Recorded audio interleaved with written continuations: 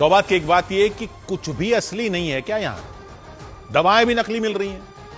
53 दवाएं टेस्ट में फेल हुई तो कंपनियों ने कह दिया कि ये तो हमने बनाई ही नहीं। इससे पहले नागपुर में तो सरकारी अस्पताल में दवाएं चेक हुई तो उनमें टैल्कम पाउडर निकला। दवाओं के नाम पर टैल्कम पाउडर की गोलियां तक दे देते हैं लोग, मरीज दवा समझकर खाए और वो दवाई ना हो, और ये सब सरकारी अस्पतालों में सप्लाई हो गया। नागपुर में वो पकड़ा गया। अब ये 53 दवाएं टेस्ट में फेल हुई तो जिन कंपनियों के नाम से वो बनी थी उन्होंने साफ कह दिया कि ये तो उनके यहां बनी ही नहीं है।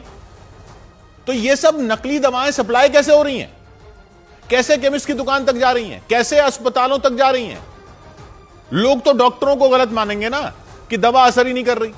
और वो तो छोड़िए, इनका नुकसान भी तो हो रहा होगा। टैल्कम पाउडर खाने से तो बताते हैं कैंसर तक हो सकता है, और जिस बीमारी के इलाज के लिए दवा ली वो भी तो ठीक नहीं होगी, बल्कि केस बिगड़ सकता है। तो ये सब सरकारी अस्पतालों में भी सप्लाई हो रहा है। पब्लिक को कैसे पता चलेगा? और चेक करने वाले भी क्या हर दवा की दुकान को चेक करते फिरेंगे? कैसे करेंगे? दवा कंपनियों में जो दवा बने वो तो वहां चेक हो सकती है, और वहीं और कहीं और पकड़ी जाए तो उसका बैच नंबर वगैरह देखकर चेक हो सकती है। लेकिन अगर दवा पूरी ही नकली बनी हो, कंपनी में बनी ही ना हो, वो कैसे चेक होगी? ये केमिस्ट लोग कहां से लाते हैं दवाएं? ये अस्पतालों में कौन सप्लाई करता है दवाएं? वो दवाओं के स्टॉकिस्ट जो होते हैं वो क्या सीधे कंपनी से नहीं लेते? ये तो सिस्टम बनाया जा सकता है ना कि जहां से दवा आ रही हो उसको चेक किया जा सके। कोई बार कोड, कोई क्यूआर कोड, कुछ तो लगा सकते हैं।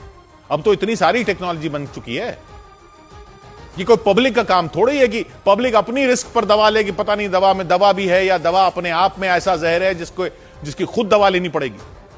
ये सब तो अधिकारी ही देखेंगे ना। चोरों का तो कोई दीन ईमान है ही नहीं।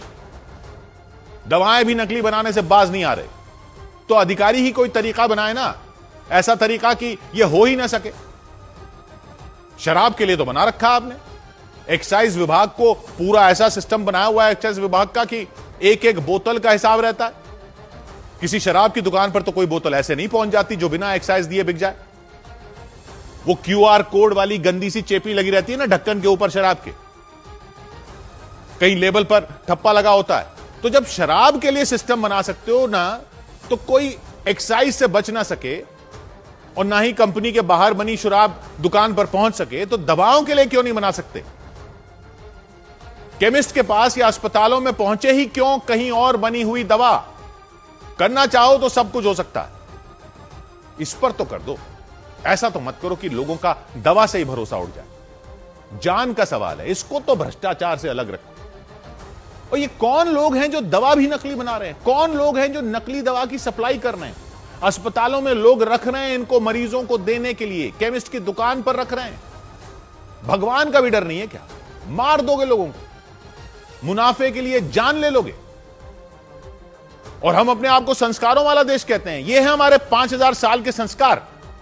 लानत है। 100 बात की एक बात।